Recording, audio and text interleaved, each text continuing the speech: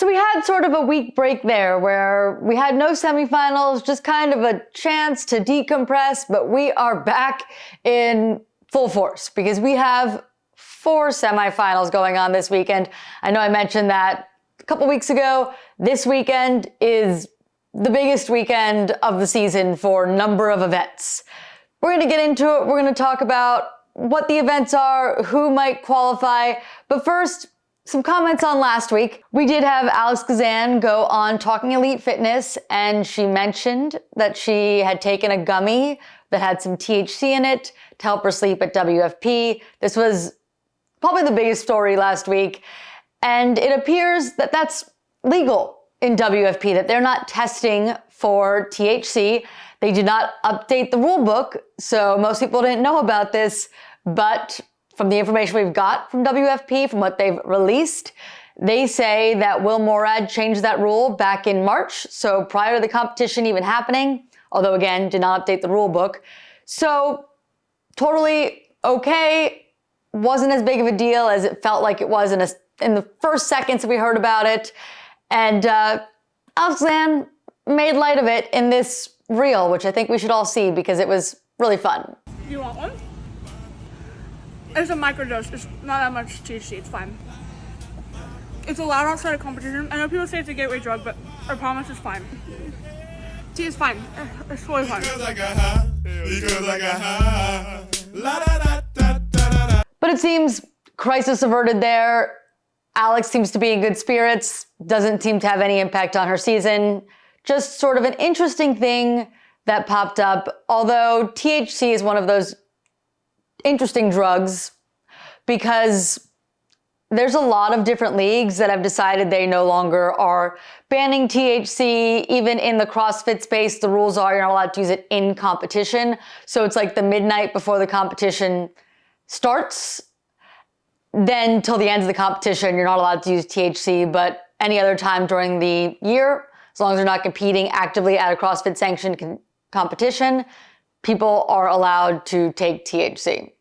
Maybe it'll come off the banned substances list and it won't even be a conversation in the future. Maybe this helped initiate that conversation. We'll see. Also big news last week was the first event of the 2025 CrossFit Games has been announced.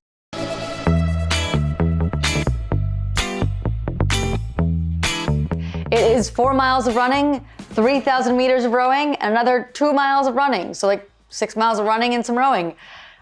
People are complaining that it's not super fun. Rich Froning left a comment saying he didn't think it was great, especially with the sale on the CrossFit Games tickets.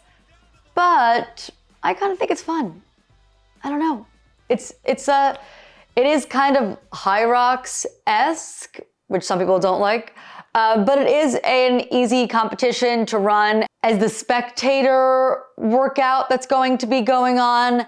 It doesn't require a lot of warm-up. It doesn't require a lot of risk for people getting injured because it's just running, which you could walk, and sitting on a rower. So it's kind of a safe workout for CrossFit to do if they're going to allow other people to do it. And if I go to the games, if I get a media pass, that reminds me, quick plug to subscribe to the channel. I applied for my media credential. There are different groups handling that this year than in past years. So I'm hoping I will make the cut, but having extra subscribers can't hurt.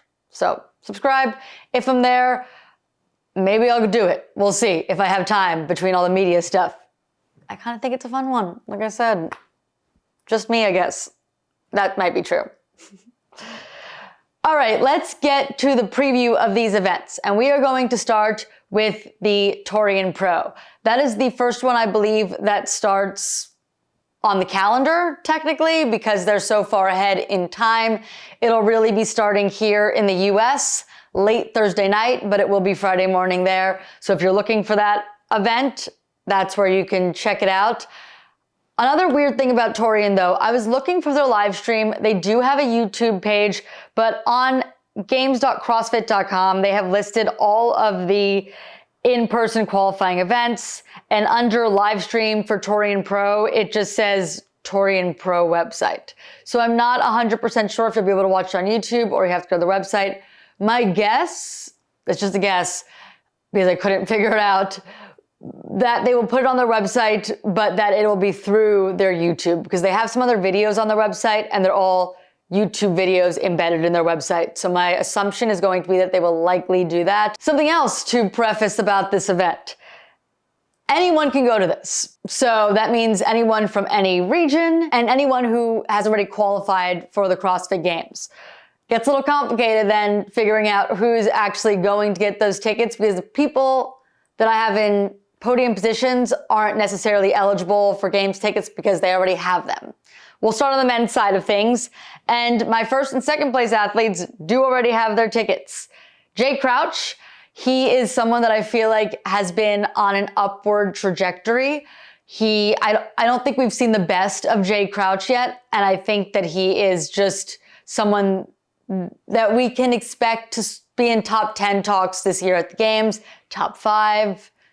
I'm not sure if he'll be quite podium, but possibly top 5 at the CrossFit Games. So Jay Crouch, I expect him to do well here. He has already qualified for the CrossFit Games through the in-affiliate semifinal. So tickets punched already, done, but he's here competing for the money, for the fun, for the experience, but not for a Games ticket. In second, I have Ricky Garrard. Both these athletes, Jay and Ricky, have won this competition before. Both could potentially win it again this year. I am putting Jay slightly ahead, but they are very close to each other when it comes to capabilities. They've been close on leaderboards before, so I expect them to be close here. I expect it to be a battle between those two, but truthfully, neither has to even finish first or second, maybe for money and prizes and sponsorship stuff, but not for the Games, because again, Ricky also has already punched his ticket through the in-affiliate semifinals. So neither of those people getting their ticket. Now let's get to the people who actually may punch their ticket to the CrossFit Games. In third, rounding out that podium, I have Bailey Martin. Bailey Martin has qualified for the CrossFit Games the last 2 years, 2023, 2024. He did finish 28th last year after a 12th place finish in 2023, but I don't think that necessarily means he'll finish that poorly if he makes it to the Games this coming year. And he finished 29th in affiliate semifinals. So pretty fit. I think he was always planning on doing Torian and not necessarily qualifying out of the in-affiliate. I think this is his chance to punch his ticket. I think he's going to go back to the Games for his third consecutive year. In fourth, I have Peter Ellis. He has qualified out of this region before, last year in 2024. I think the Oceania region is a tough one. And I think having that experience of having competed and done well in the past can make a big difference. We've seen a lot of consistent names this year. If you look at the in-affiliate semifinals, which I was just talking about with the athletes that qualified through them already, a lot of those names, very recognizable. We're not seeing a whole ton of rookies, not none, but not a ton. So I think that having this experience, especially with only 2 spots, makes a difference. And you're going to have people like Jay and Ricky and some other people who can't go to the Games sort of messing things up and coming in between athletes and making it more difficult to get in those top positions. I think Peter Ellis has the experience to do well here.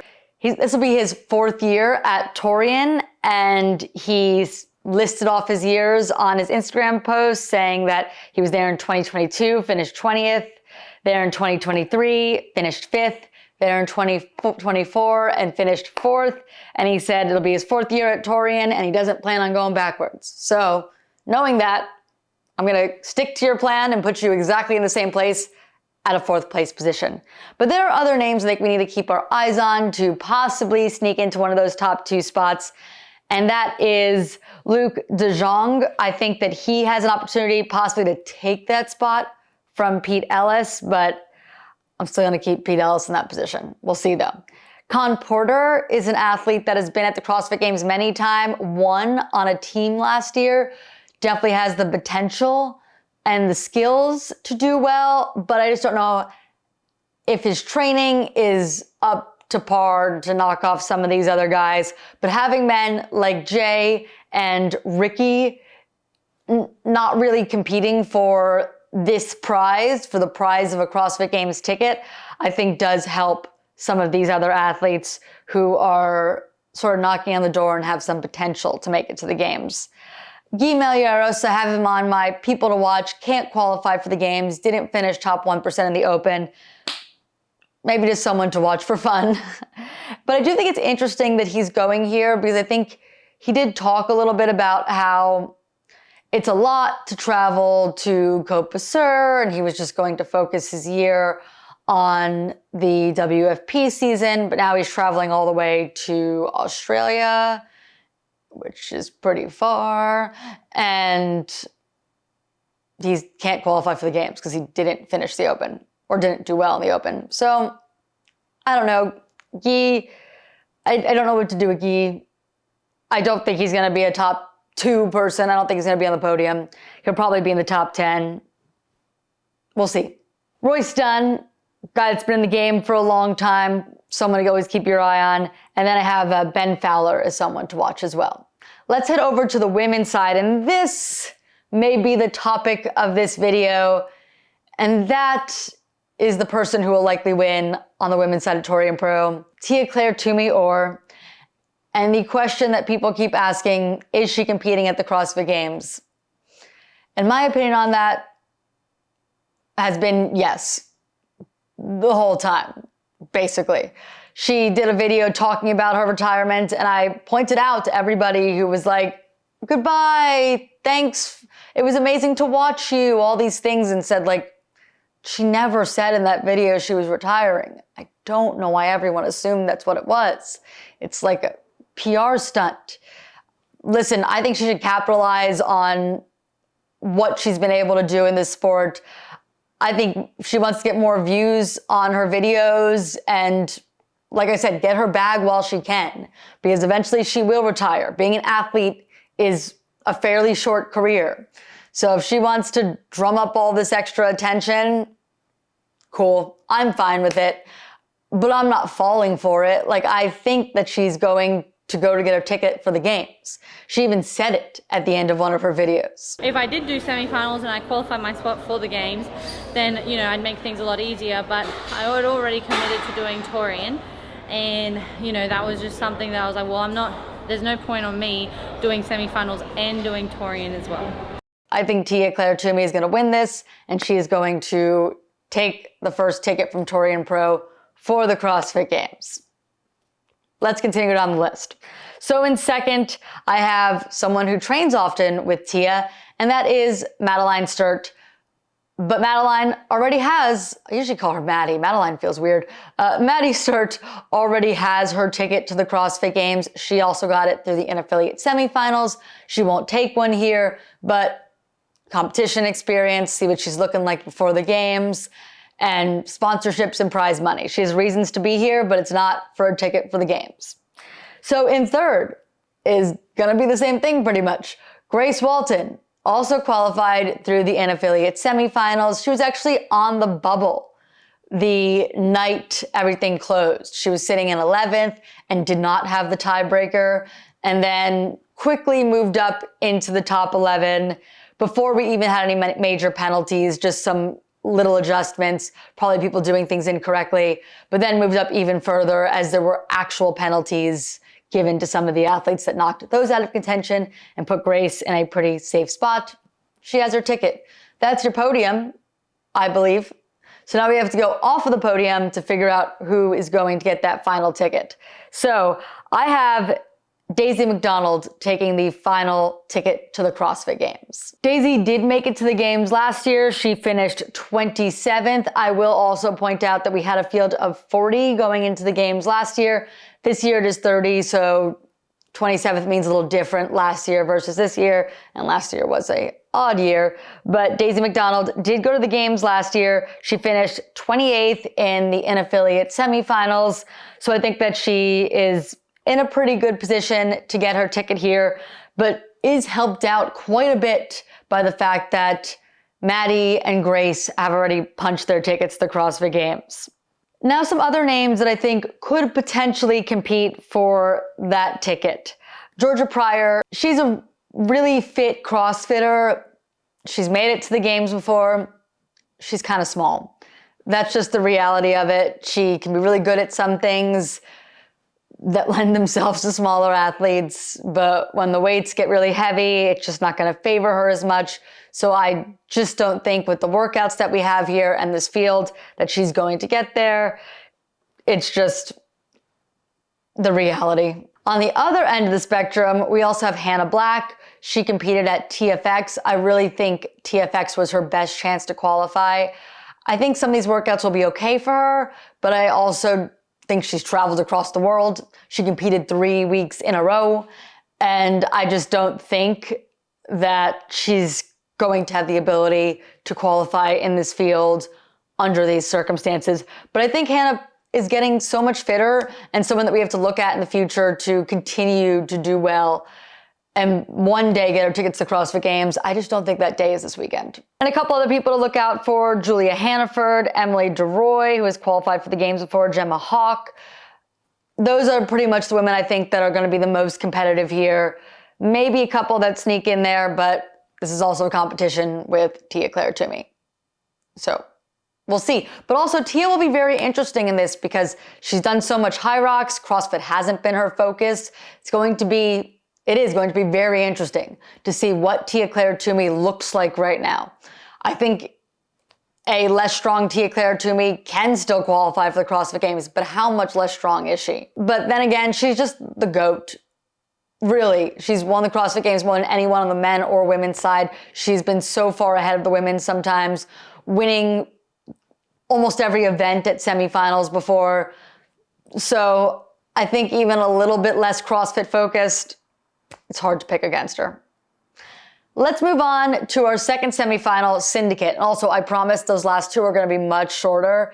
These first two, though, are a little bit heftier because we have bigger fields and more competitive fields. So some just notes about Syndicate. Syndicate is being broadcast by the Savan Podcast. You'll be able to find that on the Savan Podcast YouTube channel. That's where you're going to look for it. And it is a competition that you can only go to if you have not qualified for the CrossFit Games.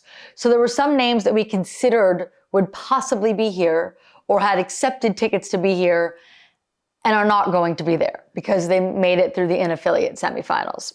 So only athletes who have not qualified. It makes the field a little bit weaker because at this point in the season, a lot of people have qualified, and that's just the reality of the situation. So let's talk about who's going to be there and who I think is going to qualify. On the men's side, I have Jack Rosema in first. And I debated between putting Rosema there and some other athletes, notably the second place athlete, and that is Ty Jenkins. I didn't put Ty Jenkins in first because I think he's still a little young, a little bit smaller. We usually see men take a little bit longer to really make that push into being like not fringe elite, but good elite athletes. Like Dallin Pepper, who's a fantastic athlete, took a couple years to get from the teens to the elites. We see that often on the men's side. They can't compete quite as quickly. They have to develop a little bit more. So I think knowing that Ty just hasn't done it quite yet on the men's side held me back from giving him that first place position. This is only his second year removed from teens, still just so young, but he looked very good at WFP. So I felt in this field he has a legitimate chance of making it into a qualifying position, but I just feel like I had to put him behind Jack Rosema, give Jack Rosema that first place position. Jack had a better position in Apollo rankings, Barkley Dale's rankings. So I thought, this is where I'm going to go with. This is what my gut is telling me. Don't put Ty in first, but put him to qualify. Now some other athletes that I think can do well and possibly steal one of those top two positions. And that will be George Sterner. He kind of came back this year after not competing as much. We saw him at Mayhem. We saw him doing some crazy stuff in the open with people working out around him. That was weird. But he's back. He's kind of taking this a little bit more relaxed than the past.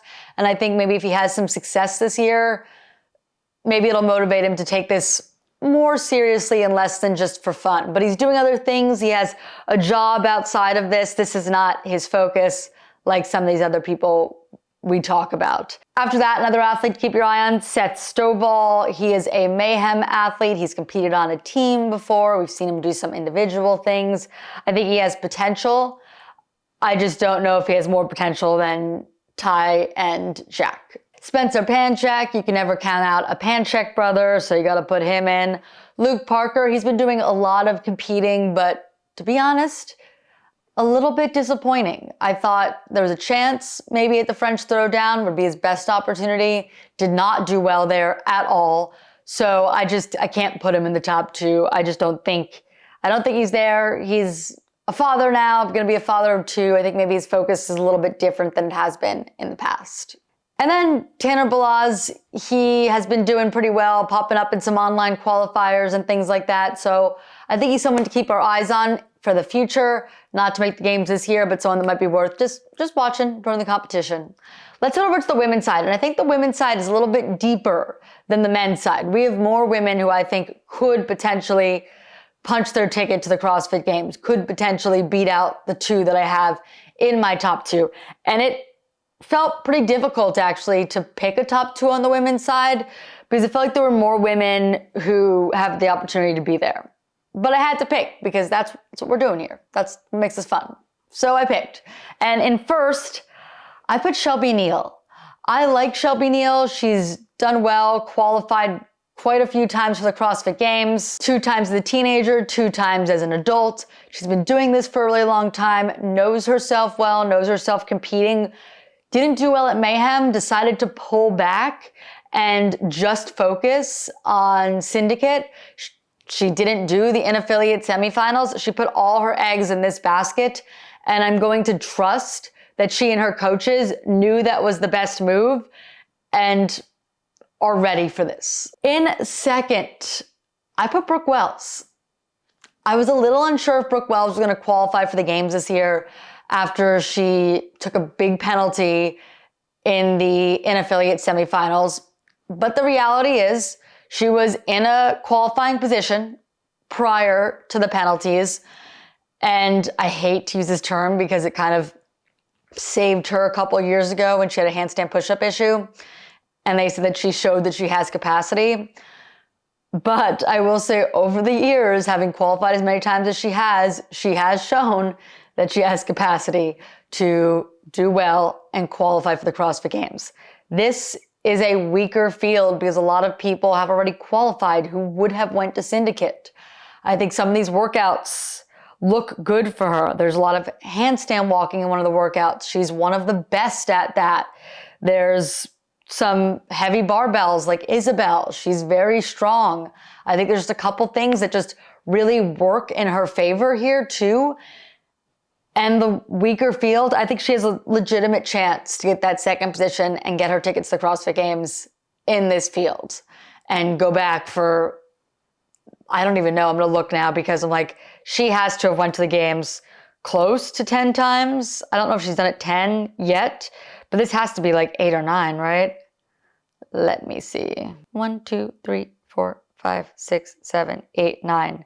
Yeah, this would be her 10th time qualifying for the CrossFit Games. I think she has a good shot. In this field, I think she has a shot. Now let's go to some other women to keep your eyes on. I have Lexi Neely. I think Lexi Neely is somebody that's very similar in a lot of ways to Shelby Neal, somebody that could qualify to this field. But I do think that some of these workouts are just a little bit better for Brooke than Lexi. And I'm going to put Lexi on the outside looking in. Although, would be in a position to get one of those last chance qualifier positions. And Lexi looked pretty good at WFP. She actually beat Brooke, I believe just by 1 spot. I think they're right next to each other on the leaderboard. But I do think that this is a little bit better for Brooke. And I think Brooke is going to dial into something knowing that this is a big deal, that she needs to make the games, that she can make the games, that she had it, right? And that penalties took it away from her. I know you could argue that it's her fault for not meeting the standard in some things and doing some things incorrectly, but she was there and she's got to be angry, and competing a little bit angry sometimes helps. We saw that with Olivia Kerstetter. She was a little bit upset and she dominated at TFX. So still going to put Brooke over her, but Lexi is someone to watch out for as well. Caroline Stanley, another athlete that was in a qualifying position and got hit by some penalties. She's looked pretty good this year. She looks really good at Mayhem. I wasn't super surprised to see her in the top 11 initially. She's super fit right now. She's being trained by the same coach as Colton Mertens, and we know how good he is, and we know how well he's filled holes. If Caroline is on the same trajectory, I definitely think we'll see her back at the games. I just don't know if she's going to be able to beat Shelby and Brooke, but was also somebody that I really thought could possibly be in this top 2. I struggled with whether I needed to put her in the top 2. And I still struggle. She is another one I think could possibly be there. Going down the list, Lydia Fish. She's a smaller athlete, but someone that we've seen really growing and dialing in and getting even better. She's over at Training Think Tank, very focused. And I think she's someone we could see at the games one day. She's still very young as well. Again, I just don't think with some of these other women that she's going to make it there this year, but I think she'll be top 10. Sydney Wells, Brooke's sister, I don't think she's going to get back to the CrossFit Games this year after making it once before, 2 years ago. I just don't think she's as good as her sister, and I barely have her sister making it. So I have to kind of leave her on the outside. Looking in, Erica Folo, I think she's someone that has the ability to make the games one day. Again, another young athlete, early 20s. And I just think she needs a little bit more time. She had a big coaching change this year. Her coach is no longer coaching CrossFit athletes. He was also Emma Lawson's coach. And that's a lot of changes. The season's had a lot of changes. I don't think she's going to quite make it back this year. And I know that she had a big collapse at last year's semifinals in the final event. She was looking like she was going to qualify for the games and started failing at the end. And I know that almost made her consider taking a step back or leaving CrossFit. So she took some time off, getting back into it, new coach. I just don't think this is quite her year yet, but someone that I think will make the games at some point and keep our eyes on. Kyra Milligan made the games last year, and I was very excited to see her there, but I did have her like just making the games, I believe, my predictions last year, and that's exactly where she was. And 2 spots is so few. It's just so few. And I do think this women's leaderboard is going to be tight and potentially going to be exciting going into that last event. Possibly like a TFX situation that we saw last week with Hannah Black, where she failed a couple reps and just didn't quite make it. Like it looked like this was going to be hers to lose. And she did. She lost it. I think we could see something similar here with all of these athletes, that people are like jockeying for those spots, and that final event could be pretty exciting. Kyra, some of these workouts look really good for her too, but you got to pick 2, and I didn't pick her. But these are all these athletes, even though I say some of them I don't think will make it. If I'm mentioning their name, especially in this tight field with these women, I think they're all very close to each other. So I think like execution errors could really change things as well. So really any of these women that I'm mentioning could potentially be in those top 2. I just have to pick the 2 that I thought was most likely. Let's talk about the final 2 semifinals of the weekend. And these will be faster because these 2 only have 1 qualifying position, only 1 games ticket, not 2. And the fields, they're not deep. They're just not. So we will start first with the Far East Throwdown. I have Mortez Sagat winning this, but I know he's had some issues getting visas in the past. So I think that he'll be given the ticket, but I don't know if he'll be able to take the ticket. So I should mention some other people that I think could end up being the people that get the ticket, that are behind him and are the ones that actually end up going to the games, because he may have visa issues again. Ilya Makarov, he finished 5th last year at this competition. I think that he has the ability to possibly move his way up and be in that top 2, top 3, could potentially get that ticket backfill. And then there was someone else that hasn't been to semis since 2022, but I did see that Brian Friend mentioned him as his pick to win this whole thing. Brian tends to know the European and the Asian athletes pretty well. He just knows the more international athletes better than a lot of people. I kind of have to like bow to his knowledge and mention this person because he just knows more than me in this sector. That is Thiago Luzes. Brian seems to think he's gonna do well. Like I said, just semis in 2022. We'll see. On the women's side, Sungyoung Choi is who I'm gonna pick to win this. Now, she already has her tickets to CrossFit Games. She went to Wadlands and did much better than I thought. I was very surprised by how well she did among the European women. Just very, very impressive. Because of that, I have to put her in the top position here. But like I said, she has her ticket, so she won't be getting the one ticket available here. That, I believe, is going to go to Sarah Kaya. She has qualified for the CrossFit Games several times before. She's got out to South Korea early. I think that's going to play here. And she decided to focus on this and not do a bunch of events like a lot of the other athletes. So I think she has a good shot of getting her ticket here. And then third, I have an athlete that did go to the games last year, Dwan Jung. I just think she's not quite as well-rounded as Sarah Kaya. So I'm gonna give her the ticket to the CrossFit Games. Oh, and I should have mentioned this. Far East Throwdown does have a live stream. It's supposed to be on their YouTube channel. Now on to Renegade Games. Africa, they also have a live stream, also supposed to be on their YouTube page. Check that out if you want to watch some of this. This field is light. Africa is usually light. They only get one spot again, just reminding you. But it's real light, and there's just one name really have to talk about here. And I can really just end the video after that, but I won't quite yet. Sarah Sigmundsdottir. Sarah Sigmundsdottir is competing here. This is where she decided to put her entire focus. She's not doing any of the other competitions, they're doing any of the European competitions. This is where Sarah is competing. This is where Sarah has the best chance of getting back to CrossFit Games for the first time in a while. If she wants to get back, this is it. I think this is her opportunity. She's got to capitalize here. And with the field, I think she has a good chance of going back to the games for the first time in a long time. She's just been missing out. Lots of injuries, but I think she has it. Other athletes that could potentially mess things up for her are Christina Lividatakis and Evie Hollis. Other than that, I don't know if there's even any other athletes that can really have much impact. On the men's side, even more bleak. I don't even know how many of these men are top 1%. And I did not go through all of them to find out which actually did finish top 1% in the games, because I think we just let the surprises unravel, right? Like we'll see.